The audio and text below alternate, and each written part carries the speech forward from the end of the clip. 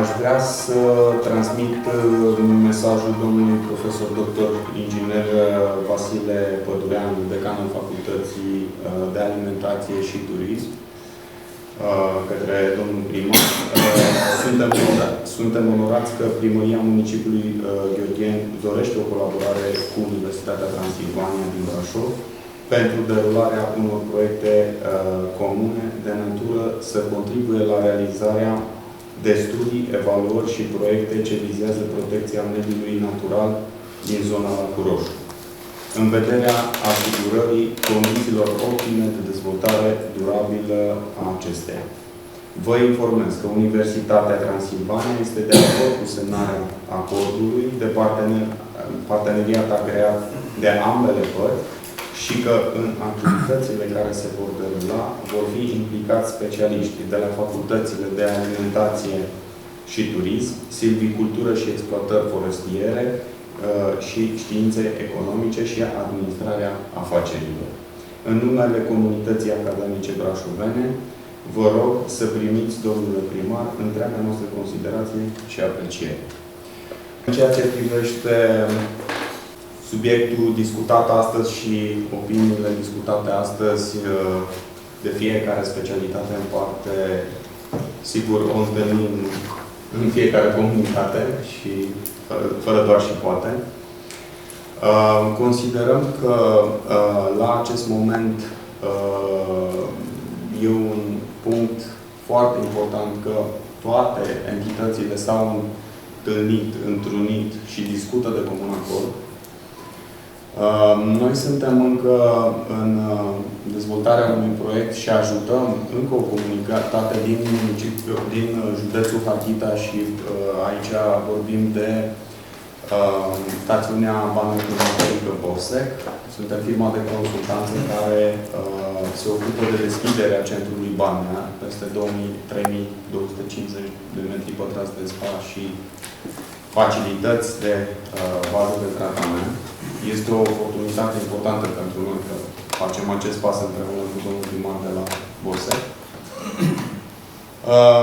Sperăm și avem toată încrederea că toate avizele și autorizațiile vor fi obținute în timp util de la autoritățile locale, motiv pentru care, de asemenea, odată cu 1 decembrie, sperăm să și deschidem acest centru și probabil se vor trimite invitați tuturor. Aici, bineînțeles, am avut, cel puțin primăria a avut și suportul Consiliului Județean din punctul ăsta de vedere. Le mulțumim că altfel n-am fi fost nici noi acolo ca să putem să fim partizanii deschiderii. Asta am făcut o paranteză ca să știți câteva cuvinte despre identificarea, evident, oportunităților de dezvoltare. Am văzut aici, din punctul nostru de vedere, doar anumite zone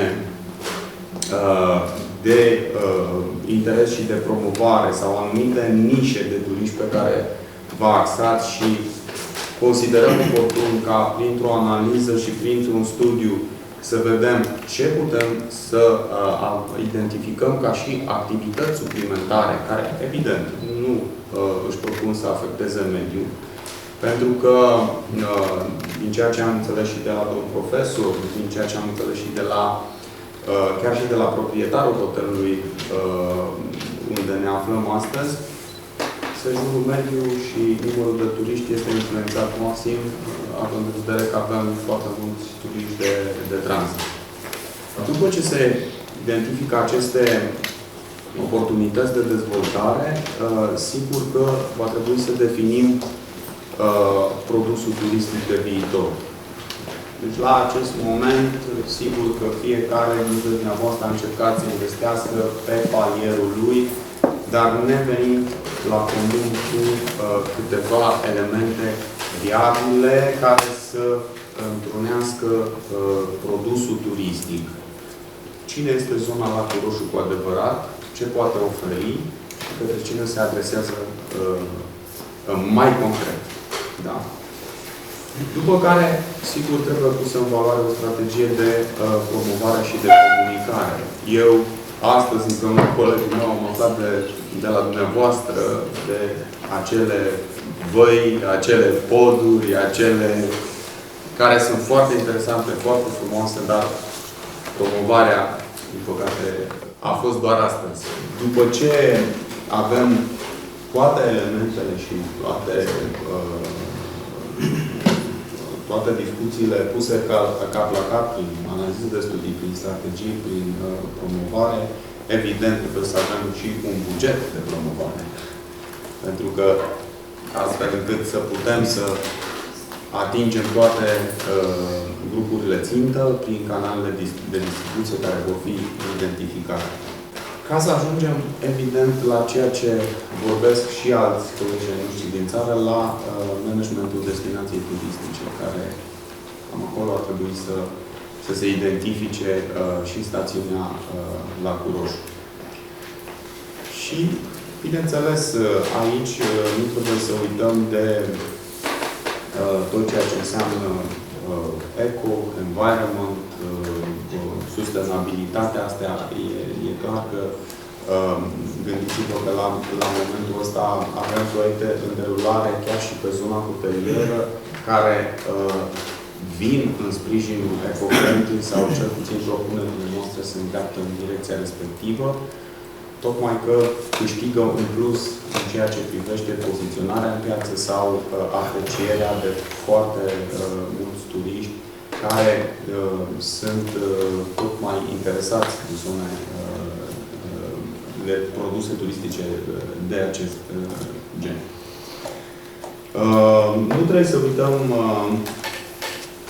de mediul academic și aici mă îndrept către domnul profesor în partea mea stângă, care trebuie să țină aproape de noi, în sensul că trebuie să ne pună la dispoziție pe cât posibil forța de muncă de calitate, de care nu trebuie să uităm.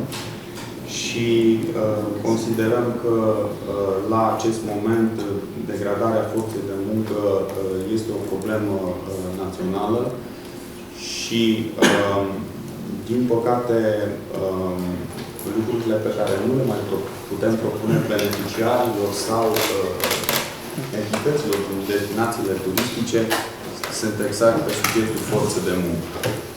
Adică au apărut foarte multe firme de import de forță de muncă, Sri Lanka, Nepal, Pakistan, care, din păcate, pe anumite categorii de joburi sunt foarte bune, dar există